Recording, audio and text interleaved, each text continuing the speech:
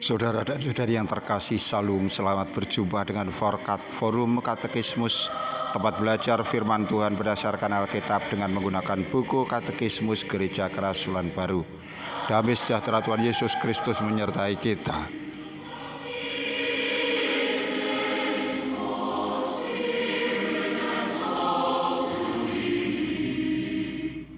Kita sampai pada soal nomor 139. Apakah hal yang pertama-tama dilakukan Yesus pada permulaan aktivitas pengajarannya? Yesus memanggil murid-murid. Ini tertulis di dalam Markus 1 ayat 16 dan seterusnya. Dari antara mereka, ia menunjuk 12 murid untuk menyertai dia dan untuk diutusnya memberitakan Injil. Juga ada di dalam Markus pasal 3 ayat 14. Para murid Yesus adalah mereka yang menuruti Injil di dalam perkataan dan perbuatan. Markus 1 ayat 16 sampai dengan 20 demikian. Ketika Yesus sedang berjalan menyusuri danau Galilea, ia melihat Simon dan Andreas, saudara Simon. Mereka sedang menebarkan jala di danau, sebab mereka penjala ikan. Yesus berkata kepada mereka, "Mari, ikutlah aku, dan kamu akan kujadikan penjala manusia." Lalu mereka pun segera meninggalkan jalannya dan mengikuti dia. Dan setelah Yesus meneruskan perjalanannya sedikit lagi, dilihatnya Yakobus, anak Zebedius, dan Yohanes saudaranya, sedang membereskan jala di dalam perahu. Yesus segera memanggil mereka dan mereka meninggalkan ayahnya Zebedius di dalam perahu bersama orang-orang upahannya, lalu mengikuti dia. Juga Markus pasal 3 ayat 14, 16 sampai dengan 19. Ia menetapkan 12 orang untuk menyertai dia dan untuk diutusnya memberitakan Injil. Ke-12 orang yang ditetapkannya itu ialah Simon yang diberinya nama Petrus, Yakobus anak Zebedius, dan Yohanes saudara Yakobus. Yang keduanya diberinya nama Boanerges, yang berarti anak-anak guru.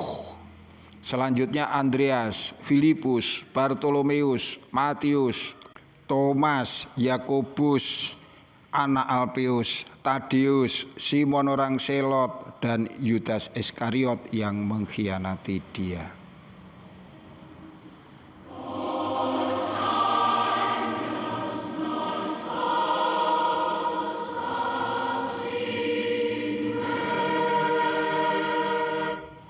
Saudara dan saudariku yang kekasih, di samping 12 murid yang telah dipilih oleh Tuhan Yesus, sebagaimana tertulis di dalam Injil Markus pasal 1 ayat 16 sampai dengan 20.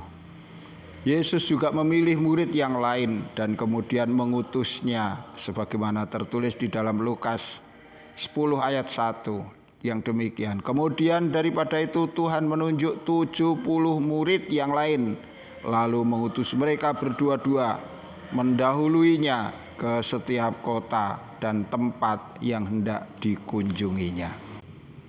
Saudaraku, di atas juga dijelaskan siapa murid Yesus itu.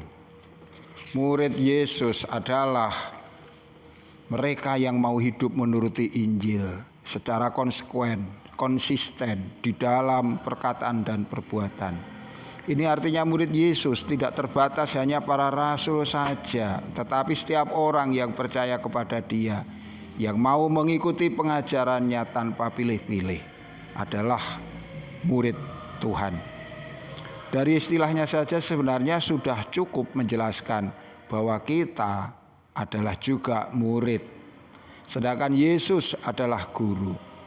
Murid sudah seharusnya patuh dan taat kepada guru. Guru senantiasa memiliki kedudukan yang lebih tinggi dari murid. Maka jika kita mengaku sebagai murid Tuhan Yesus, kita tidak seharusnya memilih-milih atau bahkan mengoreksi pengajarannya, pengajaran yang disampaikan Tuhan di dalam Injil.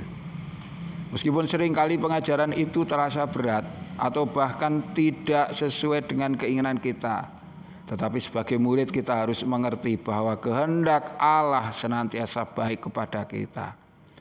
Kemudian diungkapkannya juga bahwa yang dilakukan Yesus pertama kali dalam memulai pelayanannya adalah memilih murid-murid. Ini artinya murid-murid Tuhan ditempatkan pada suatu posisi yang penting. Mereka dipilih bukan hanya untuk duduk manis tanpa tugas, tapi sebagaimana dijelaskan di depan, Yesus mengutus para murid, para rasul, dan juga 70 yang lain untuk menyebarkan Injil.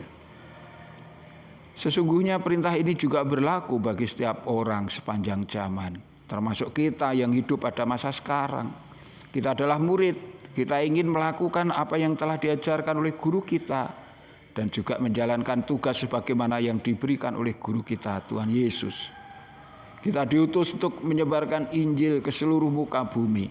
Ini hendaknya kita lakukan sebagai bukti bahwa kita adalah murid Tuhan yang setia, murid Tuhan yang patuh, murid Tuhan yang mengikut dengan sikap yang baik, dalam perkataan yang ramah, yang sopan, yang gemar menceritakan kebaikan Allah, beserta rencana-rencana Tuhan bagi umat manusia, tetapi juga di dalam sikap hidup yang berkenan di hadapannya.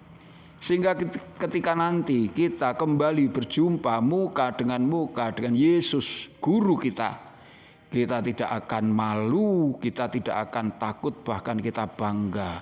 Karena Tuhan akan menerima kita dengan penghargaan atas segala pekerjaan kita. Tuhan memberkati kita. Sampai jumpa. Amin.